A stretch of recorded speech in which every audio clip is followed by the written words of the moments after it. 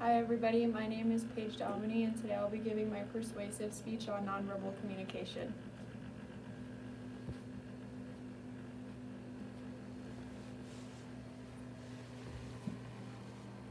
Did you know that 55% of our communication is nonverbal? A study conducted at UCLA found a majority of communication to be nonverbal.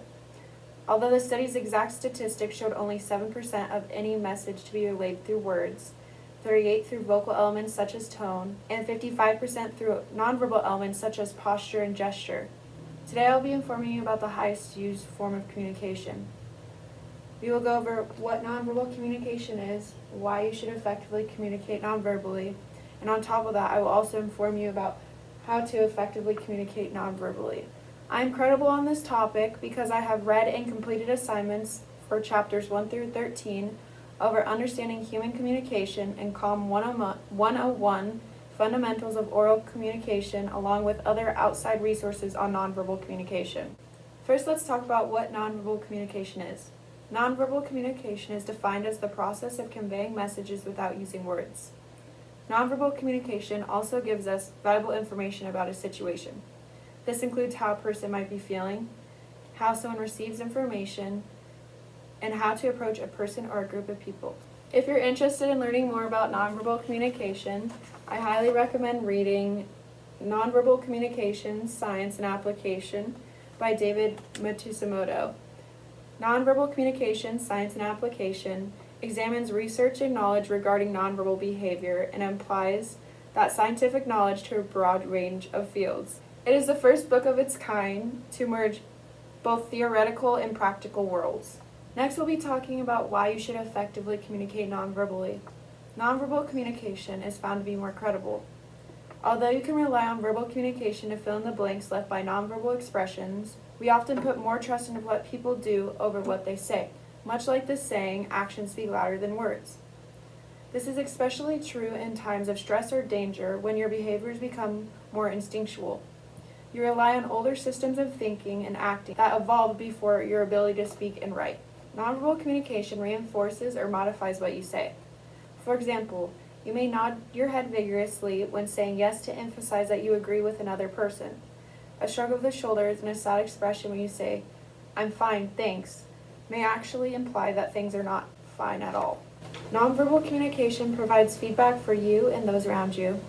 According to David Matsumoto, a professor of psychology at San Francisco State University and an expert on facial expressions, nonverbal behavior, and deception, nonverbal communication, such as facial expressions, are universal in the sense that everybody around the world, regardless of race, culture, nationality, sex, gender, and so on, whatever the demographic variable is, we all show the same facial muscle expressions on our faces when we have the same emotions. For example, smiles and nods tell someone that you are listening and that you agree with what they are saying. Movement and hand gestures may indicate that you wish to speak. These subtle signals give information gently but clearly. Nonverbal communication regulates the flow of your communication. There are a number of signals that you use to tell people that you are finished speaking or that you wish to speak. An empathetic nod and a firm closing of the lips indicate that we have nothing more to say. Another example is making eye contact with whom you are speaking with and nodding slightly will indicate that you wish to speak. Here is a video from Crazy Stupid Love that demonstrates nonverbal communication regulating the flow of conversation. In the video, you will see Ryan Gosling approach and talk to two girls at a bar. While talking to them, he maintains eye contact. When he wants Liz LaPera to answer him, he tilts his head towards her. He also keeps raising that you are finished speaking or that you wish to speak. An empathetic nod and a firm closing of the lips indicate that we have nothing more to say. Another example is making eye contact with whom you are speaking with and nodding slightly will indicate that you wish to speak. Here is a video from Crazy Stupid Love that demonstrates nonverbal communication regulating the flow of conversation. In the video, you will see Ryan Gosling approach and talk to two girls at a bar. While talking to them, he maintains eye contact. When he wants Liz LaPera to answer him, he tilts his head towards her. He also keeps raising his voice at the end of many of his questions, then stops for a little bit, suggesting that he wants the other side to answer his questions. Wow, Hannah, you're really wearing that dress like you're doing it a favor. Oh, God. That's a line. Me sitting over there for the past 2 hours not being able to take my eyes off of you is a fact. I mean, there's lots of beautiful women in this bar. Nonverbal communication refines and reinforces your relationships.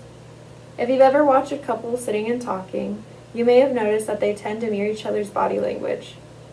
They hold their hands in similar positions, they smile at the same time, and they turn to face each other more fully. These movements reinforce the relationship. They build on their rapport and help them to feel more connected. Finally, we will be discussing how to effectively communicate nonverbally.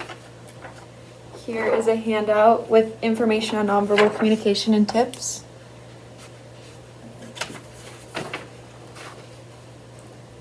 To effectively communicate through your body movement, maintain good posture. It shows how confident and capable you are or are not. Do not fidget. It can be distracted to the person who is talking. Do not fidget. Avoid clasping and unclasping your hands and playing with pens. It can be distracting to the person who is talking. It could also make you appear that you are uncomfortable, nervous, or bored. Maintain good eye contact.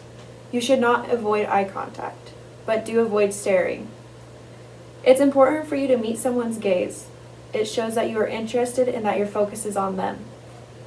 Appropriate facial expressions. Maintain a facial expression that fits the situation. If you do not, you may send the wrong message. Maintain open body language. Avoid crossing your arms over your body. It may appear defensive. When your body position is open, it conveys that you are open to listening. To effectively communicate through your voice, be aware of your paralanguage. You should speak loud enough that everyone can hear you, speak at a rate that everyone can understand you, and make sure your tone is appropriate for the situation. Avoid diffluencies. Stuttering and the use of and make you sound less confident. To effectively communicate through your appearance, dress appropriately. Depending on the situation, your clothing will look different. However, no matter the situation, you should look as if you prepared. Be well groomed, bathed, and wear nice clothes. Although you cannot control whether people deem you attractive or not, your look still plays an important role in your first impression. Be aware of body art. If you find yourself in a business setting, make sure to cover your tattoos. To effectively communicate through your voice, be aware that your actions speak louder than your words. Depending on the situation, touch can help or hurt you.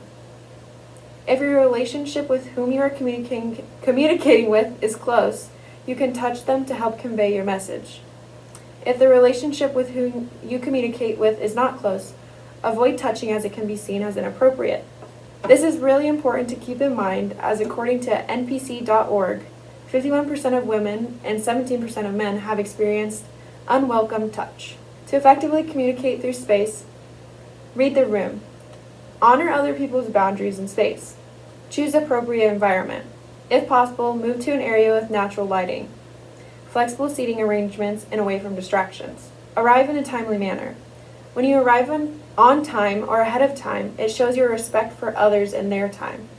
Thank you for taking time out of your day so I had the opportunity to present my persuasive speech on nonverbal communication.